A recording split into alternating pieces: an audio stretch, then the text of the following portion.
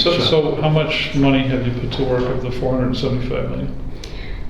I can't give you an exact number because I'm not sure where we are in some of the other properties, but it is less than 100 million. It's probably more like, I don't remember what the last one was that we purchased. So how do you think about it? So you when you asked voters for that money, you had a very specific list of projects and that were aspirational in many cases. Some were completions like Chehalem. Mm-hmm. So we've seen a really big inflation in real estate values since you issued that bond.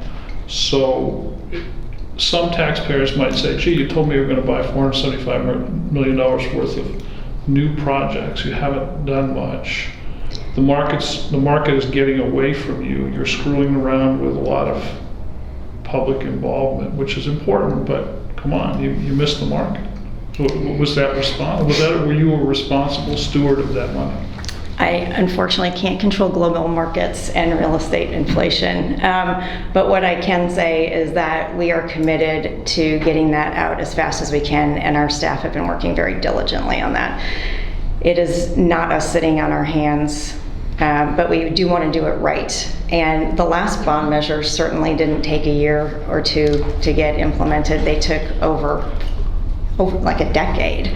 So we've written about Willamette Cove that Metro purchased 30 years ago. That's right. And it's been sitting fallow.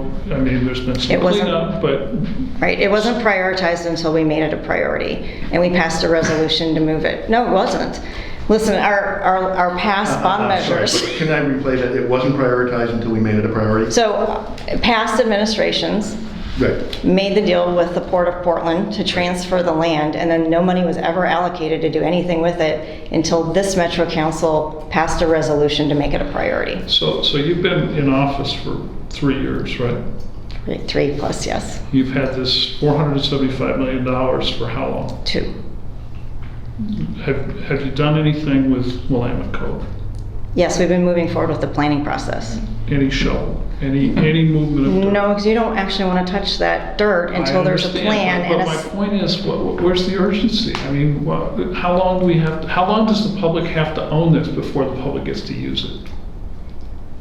I will remind you, we've been in a pandemic for the last 2 years. Oh, come on.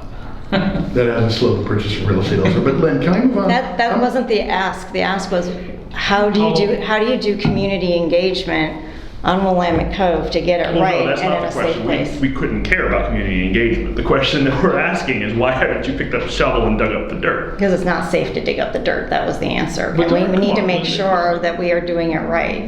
Yeah, of course. And you've had... It's a brownfield. Yes, and you've had years of involvement with DEQ. You've known it was a brownfield for decades. And the decision just came out. And then we passed a resolution and we're moving forward with a plan. There was no prior, in past administrations, there was no plan to actually move this forward. And so now we're in the planning stage.